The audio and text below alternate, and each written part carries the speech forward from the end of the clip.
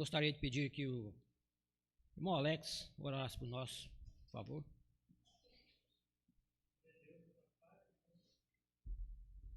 Então, eu convido os irmãos a abrirem as suas Bíblias no livro de João, no Evangelho de João, capítulo 17.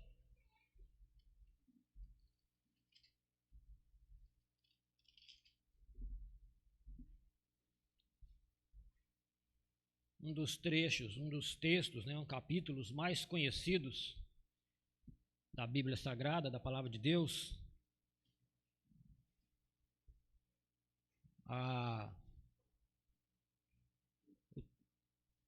O título da mensagem é A Oração Sacerdotal de Jesus.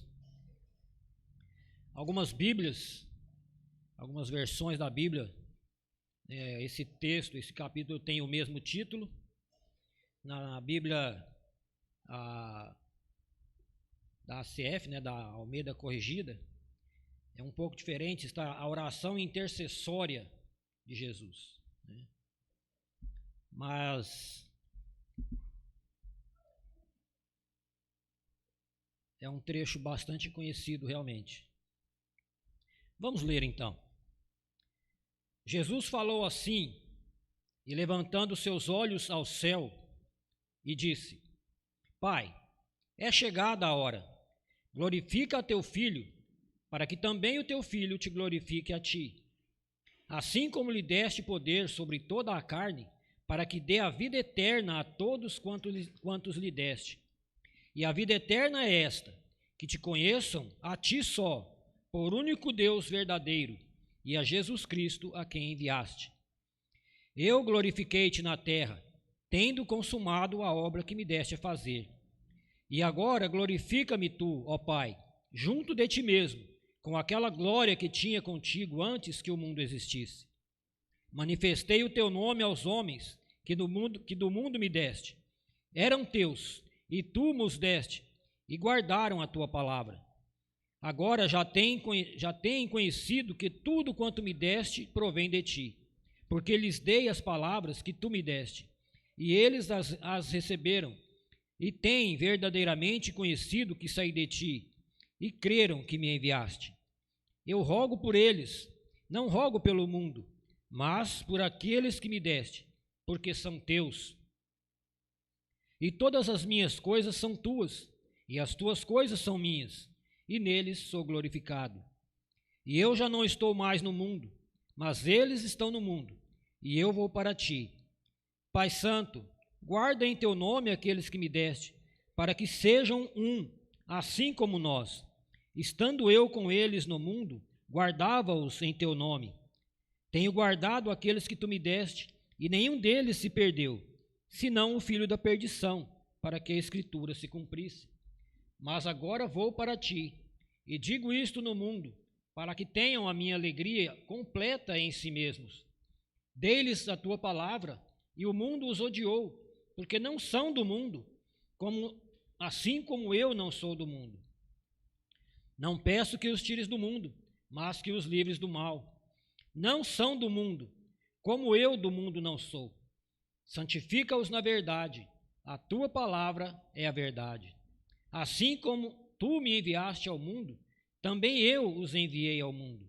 E por eles me santifico a mim mesmo, para que também eles sejam santificados na verdade.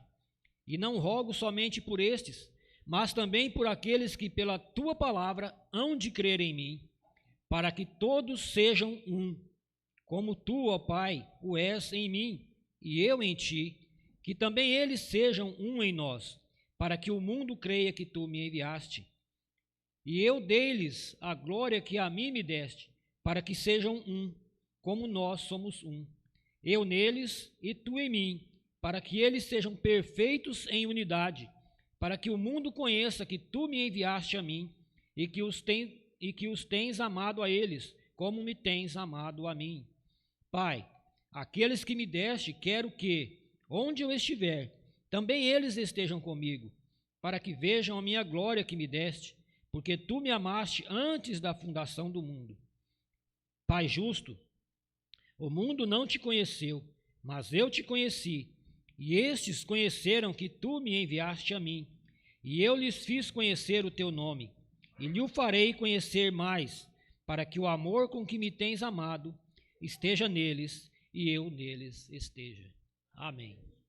Podem assentar-nos.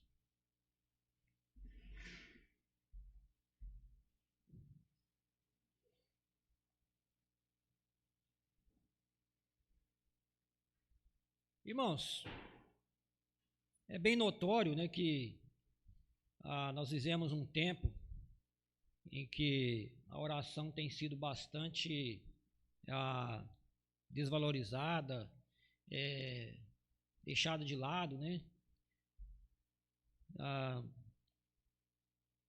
E isso tem feito muita diferença, né? Tem atrapalhado, tem estragado a vida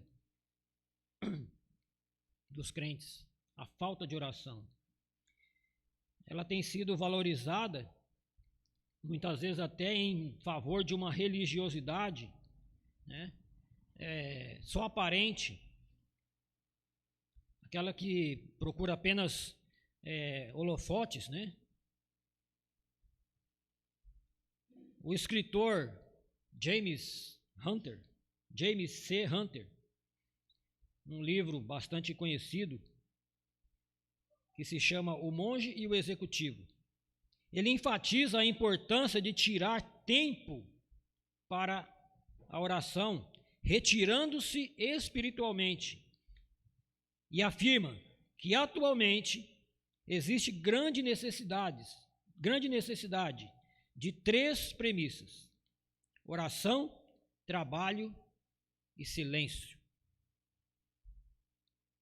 Jesus tinha uma vida de oração pessoal com Deus.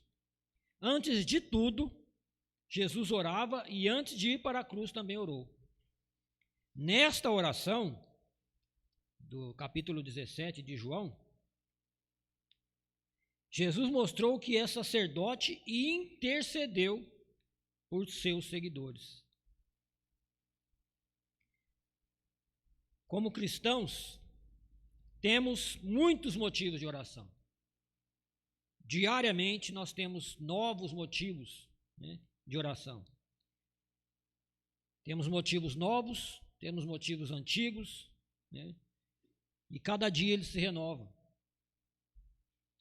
Motivos pessoais, familiares, pela igreja, pela sociedade, pelo país, né, e assim por diante. Na vida cristã, cada desafio ou problema que vivemos se torna motivo de oração e potencialmente oportunidade para um milagre de Deus. Mas aí eu faço a pergunta: nós sabemos que Jesus é Deus. Então a pergunta é: ele precisava orar?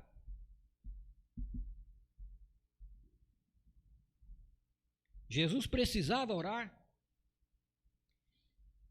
Se pensarmos bem, ele estava orando para ele mesmo, né? Só que aqui, nessa oração, Jesus meio que deixa de lado a sua divindade, né? Para se dirigir a Deus, o Pai. Ele deixa a sua posição de filho de Deus para se dirigir ao Pai, que é Deus, para orar, interceder pelos seus discípulos, pelos seus seguidores, tanto os daquela época que estavam com ele, quanto os futuros, o que nos inclui.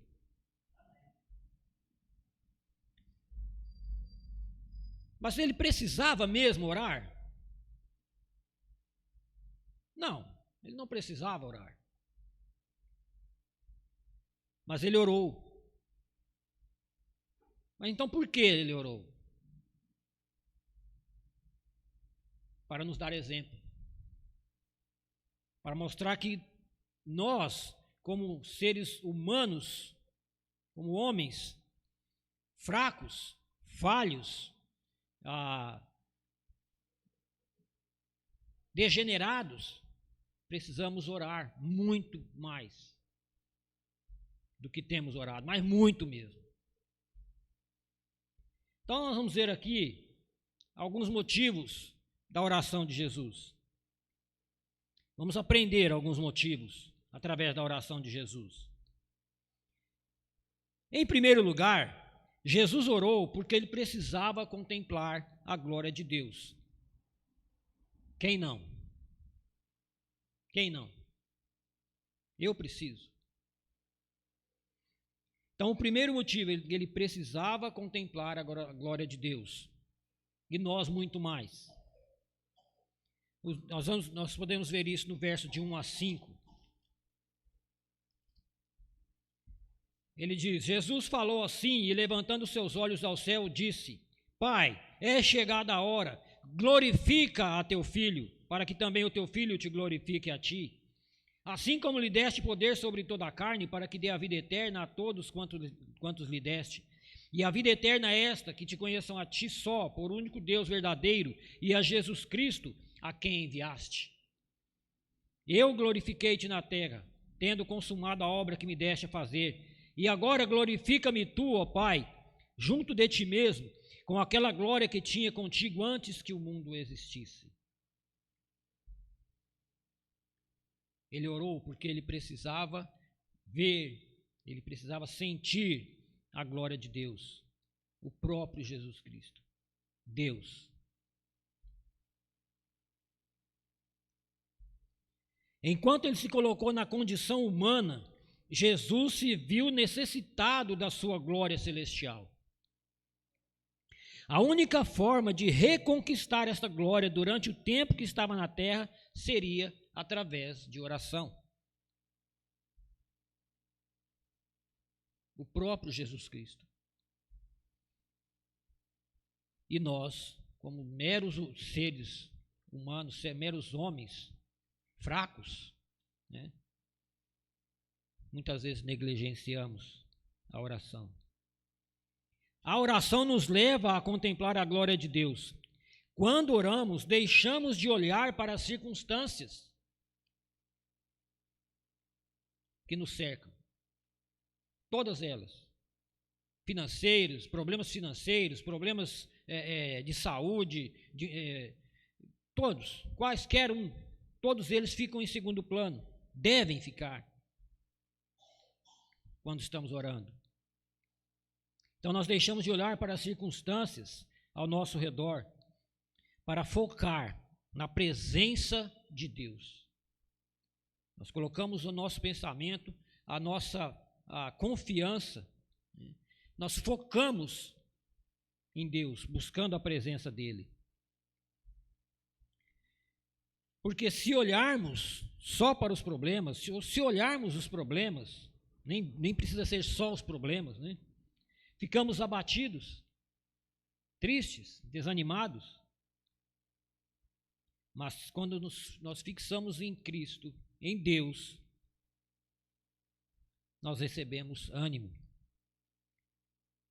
Isaías 65,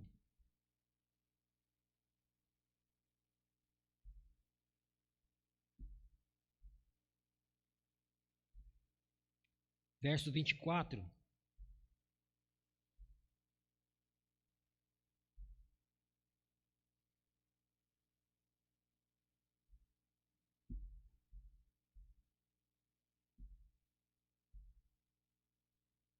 Isaías 65, verso 24, diz o seguinte: E será que antes que clamem, eu responderei, estando eles ainda falando, eu os ouvirei. Deus faz esta promessa.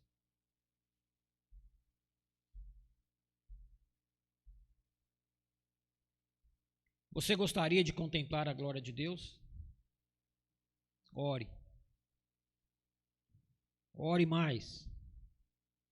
Eu ouvi uma frase outro dia, há algum tempo, que dizia o seguinte: quando você não estiver com vontade de orar, ore até sentir vontade. E aí ore. Ou seja, ore.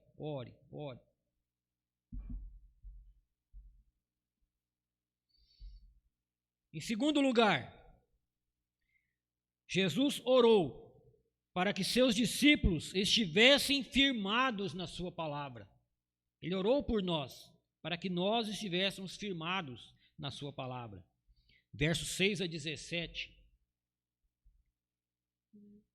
Manifestei o teu nome aos homens que do mundo me deste, eram teus e tu nos deste, e guardaram a tua palavra.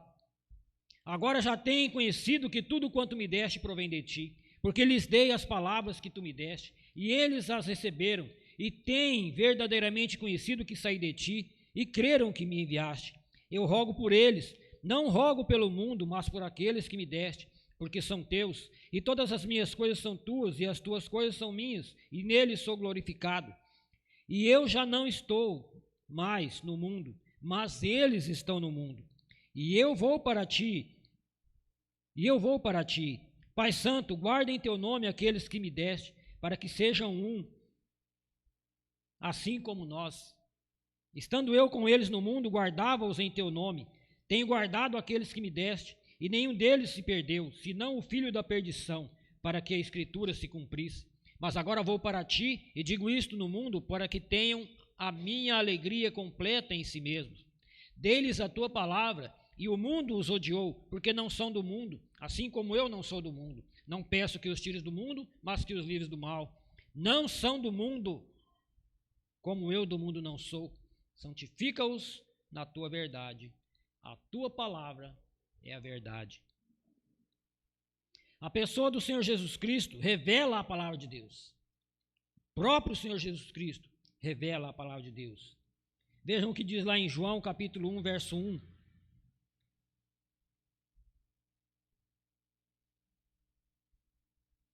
João 1, 1. No princípio era o Verbo, e o Verbo estava com Deus, e o Verbo era Deus. O que isso tem a ver com verbo? Explicando, verbo significa palavra, e Jesus é a palavra.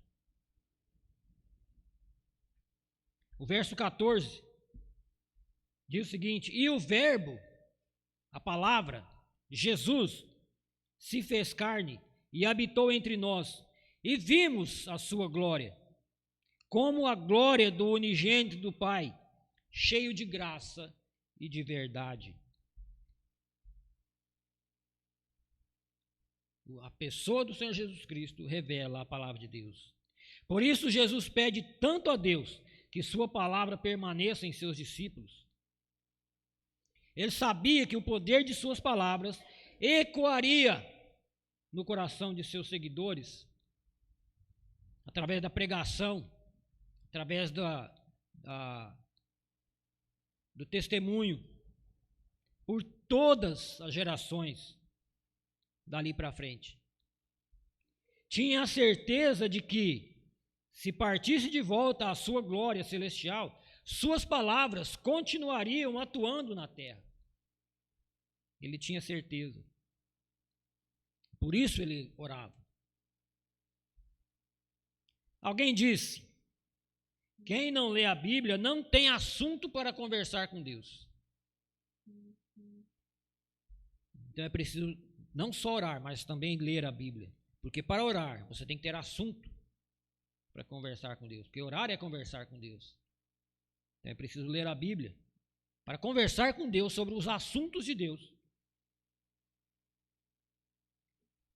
Isso é verdade, pois quem gosta de futebol, fala sobre futebol. Quem gosta de política, fala sobre política, né? E sempre discute com pessoas que gostam dos mesmos assuntos. Os assuntos determinam os grupos de pessoas. O assunto, Bíblia, determina o grupo de cristãos autênticos. Orar não é somente falar com Deus, e sim conversar com Ele, né? Primeiro ouvimos a sua voz, através da leitura da palavra, e então falamos com Ele, que nos responde em oração. Quem conversa com Deus em oração sempre fala de suas palavras.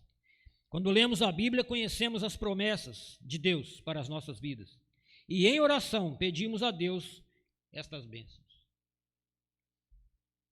A Escritura se torna viva e eficaz, conforme Hebreus 4:12. Hebreus 4:12, que diz: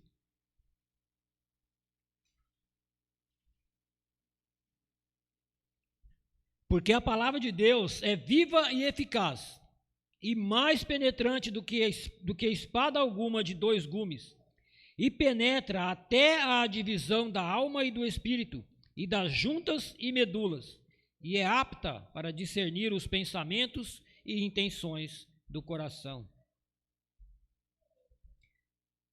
Quando falamos a palavra do fundo do nosso coração, a Escritura se torna viva e eficaz quando falamos a palavra do fundo do nosso coração.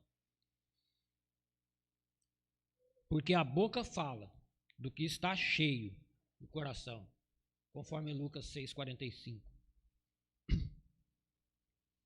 A palavra de Deus está gravada no seu coração?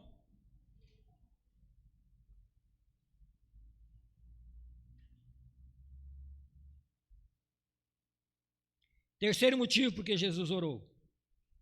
Ele orou porque desejava nos enviar para a sua obra. Ele desejava nos enviar para a sua obra. Uma preocupação de Jesus era a continuação de seu ministério na terra. Por isso ele orou pelos seus discípulos, que ele enviou para a obra, como ele foi enviado pelo Pai. João 20:21.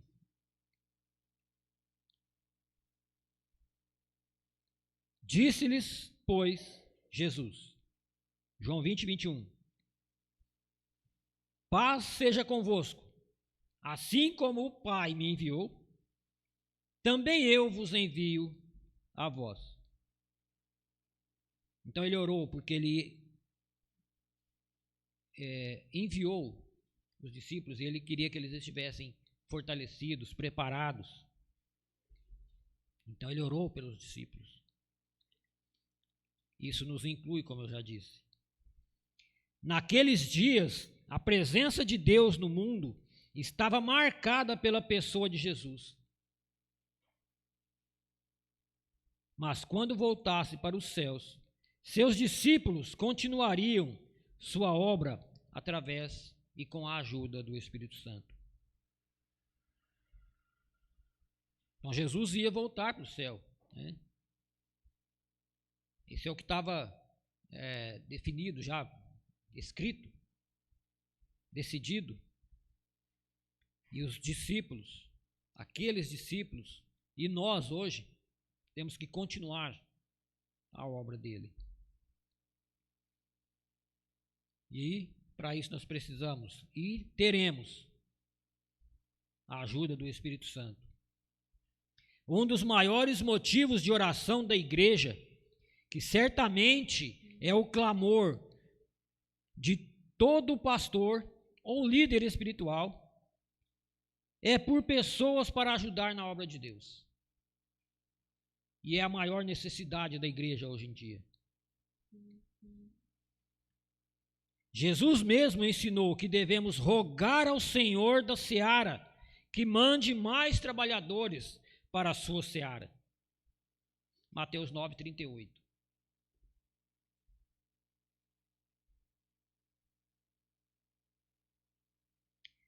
Rogai, pois, ao Senhor da seara que mande ceifeiros para a sua seara.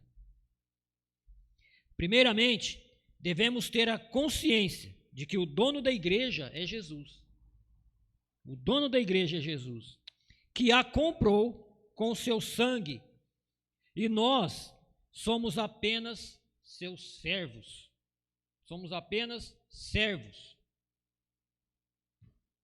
E devemos obedecer seus mandamentos, suas ordens. Você está ajudando o pastor no seu ministério e na obra de Deus? Você está ajudando? Ou está negligenciando esse seu dever também? Ore ao Senhor. Faça a sua parte e ore ao Senhor, que Ele também vai, para que Ele levante mais pessoas. Em quarto lugar, Jesus orou para que fôssemos unidos. Jesus orou para que fôssemos unidos. Coisa mais triste é ver uma igreja desunida, com rixas internas, brigas, né? Grupinhos, né? Pessoas que se isolam, um grupo ali, outro ali, e eu gosto disso, eu não gosto daquilo, eu sou a favor disso, eu sou a favor daquilo.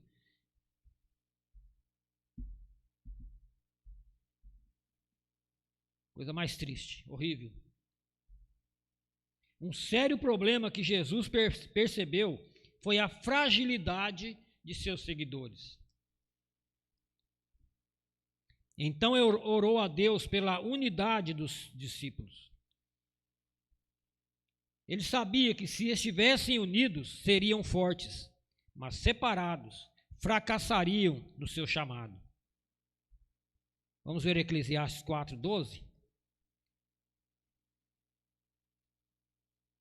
Eclesiastes 4, verso 12.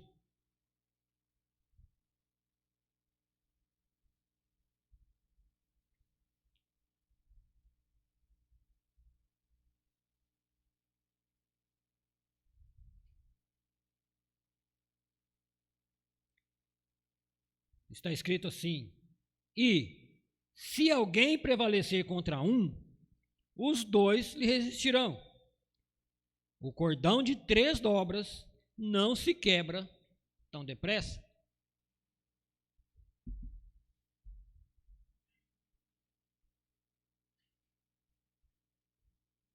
Alguém pode prevalecer contra um, mas contra 2 fica muito mais difícil. E o cordão de 3 dobras não se arrebenta facilmente. Então é união, né? É a união que Jesus queria que nós tivéssemos. A vida cristã é uma vida comunitária e não de solidão. E aqui vai um recado para os desigrejados, né? Meu amigo, se você está vivendo aí como desigrejado, você está vivendo contrariamente à Bíblia. Pensa bem no que você está fazendo. Este motivo de oração ainda é algo urgente para a igreja atual. Existem milhares de denominações cristãs e cada uma se vê como única e verdadeira igreja de Cristo. Cada uma se vê como a única, né? A verdadeira igreja.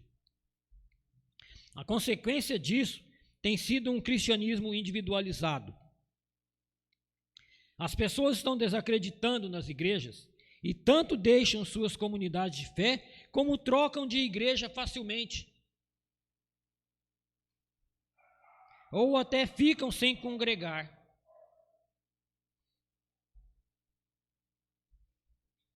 Tornando-se evangélicos nominais, enfraquecidos e sem conteúdo bíblico. Nós sabemos, né? Já foi falado aqui hoje sobre igrejas, né, que não são bíblicas, infelizmente, que se firmam, né, em posições humanas, que seguem não a Bíblia, não o Senhor Jesus Cristo, mas seguem o pastor, o apóstolo, a pastora.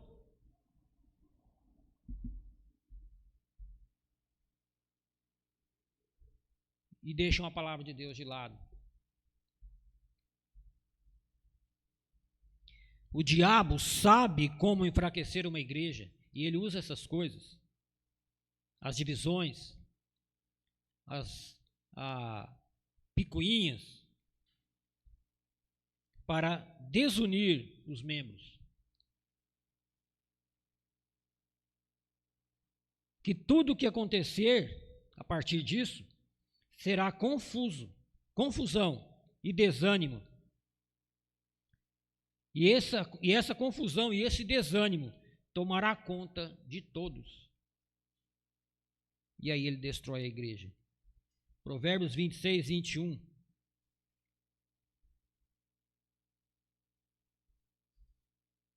Como o carvão para as brasas e a lenha para o fogo, assim é o homem contencioso para acender rixas. O diabo usa essa estratégia. Ele tem usado desde o início da igreja. Mas quando os irmãos estão unidos em um só propósito, tudo se torna mais leve e dá certo. A igreja vai para frente, cresce. Êxodo 17, 12.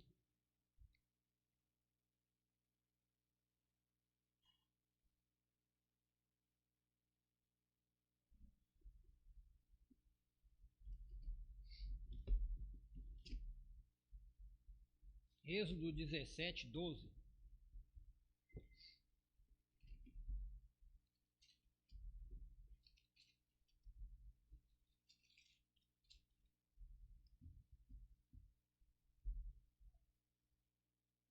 Porém, as mãos de Moisés eram pesadas, e por isso tomaram uma pedra e a puseram debaixo dele, para assentar-se sobre ela. E Arão e Hur sustentaram as suas mãos, um de um lado e o outro do outro. Assim ficaram as suas mãos firmes até que o sol se pôs.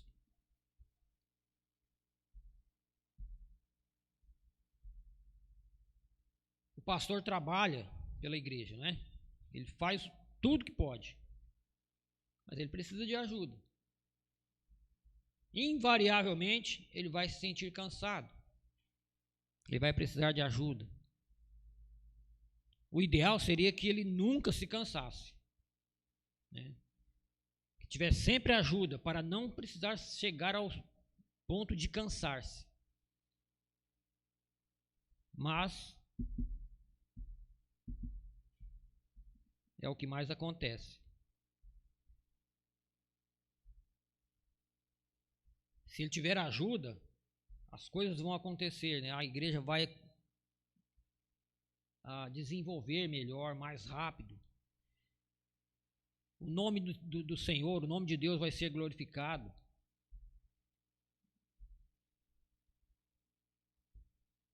Como está a sua comunhão com os irmãos?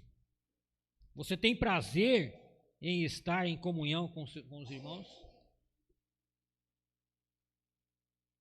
Jesus quer que estejamos unidos e nunca separados, e nunca vivendo a nossa vida como se a gente não fizesse parte da igreja.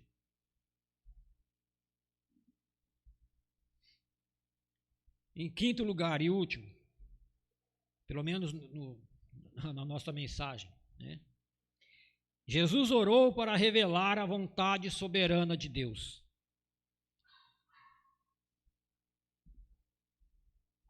Jesus orou para revelar a vontade soberana de Deus. Vamos ler lá em João 17, verso 24 a 26. De novo, né?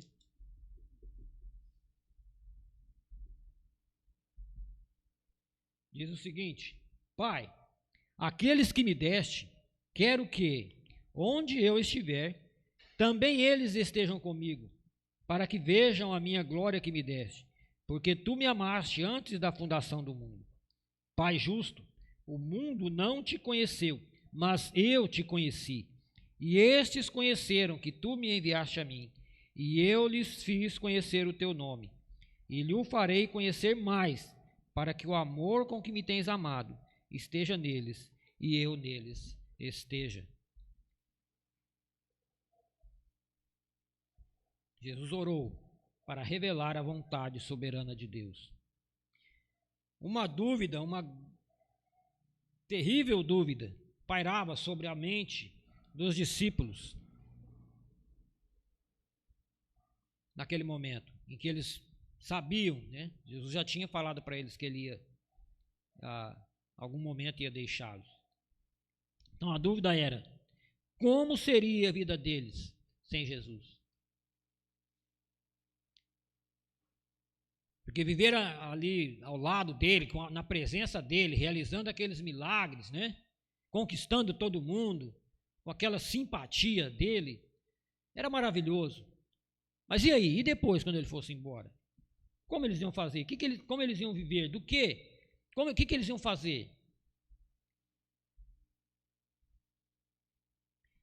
O próprio Senhor Jesus também estava preocupado com isso. E não queria abandoná-los, embora precisasse partir. Vamos ler o Salmo 21, 7.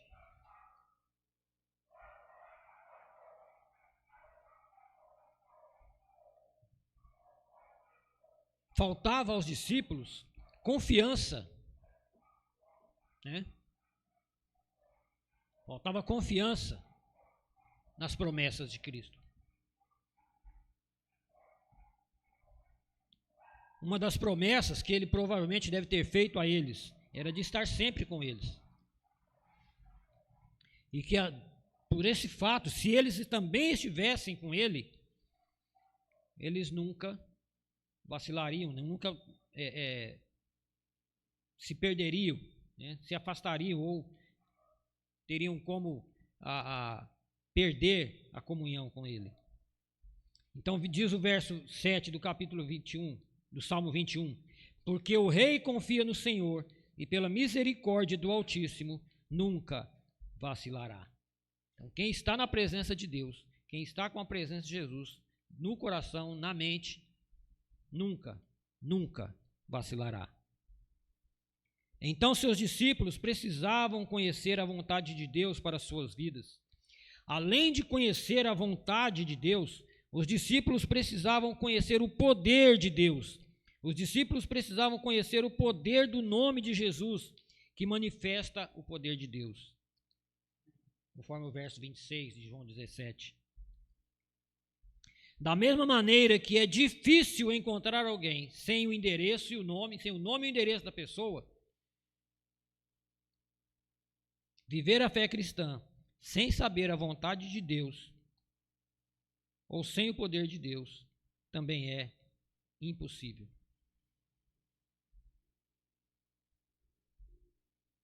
É difícil, é impossível. Antes de cada decisão que você tiver que tomar na sua vida, primeiro ore, pedindo orientação de Deus, orando, né? E então, quando tiver certeza da vontade de Deus, ore na autoridade do nome de Jesus e a sua vida será direcionada, será dirigida por Ele.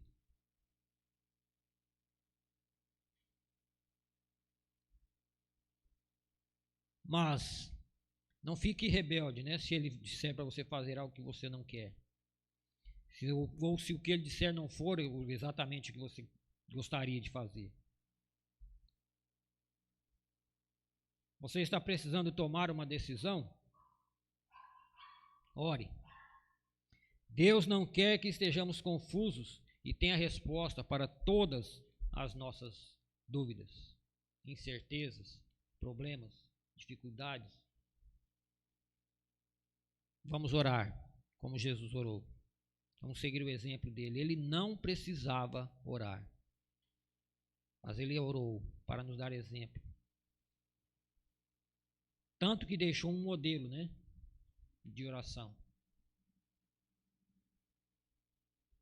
Nós precisamos orar, orar, orar e orar. Concluindo, Jesus é o mediador entre Deus e os homens, conforme 1 Timóteo 2,5, que diz, porque há um só Deus e um só mediador entre Deus e os homens, Jesus Cristo, o homem. E em Hebreus 7,17 diz, porque ele assim testifica, tu és sacerdote eternamente, segundo a ordem de Melquisedeque, falando de Jesus. Por isso, fez essa oração de João 17, nos ensinando que nossas dificuldades se tornam milagres quando estamos na presença de Deus. Temos que aprender a não mais dizer, tem um problema, e sim que temos um motivo de oração. E então o que antes era problema se tornará em solução e milagre de Deus. Gaste mais tempo orando do que reclamando. E você terá tempo de sobra para festejar em gratidão a Deus pelas bênçãos em sua vida. Que diz lá em Tessalonicenses 5,17, 1 Tessalonicenses 5,17, orai sem cessar. Às vezes parece, né, que a gente lê isso e interpreta diferente, né? Orai quando precisar. Aí a gente passa a vida toda fazendo tudo que a gente quer, do jeito que a gente quer, e a hora que tem um problema, vamos orar. Vamos orar. E não é assim. É orar sem cessar. 24 horas por dia. Mas como?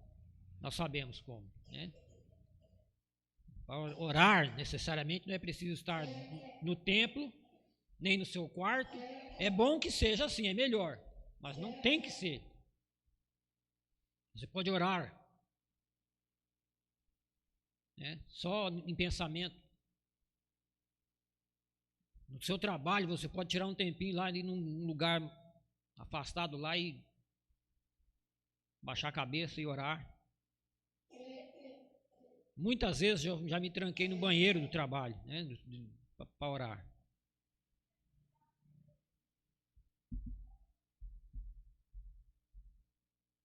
Orar sem cessar.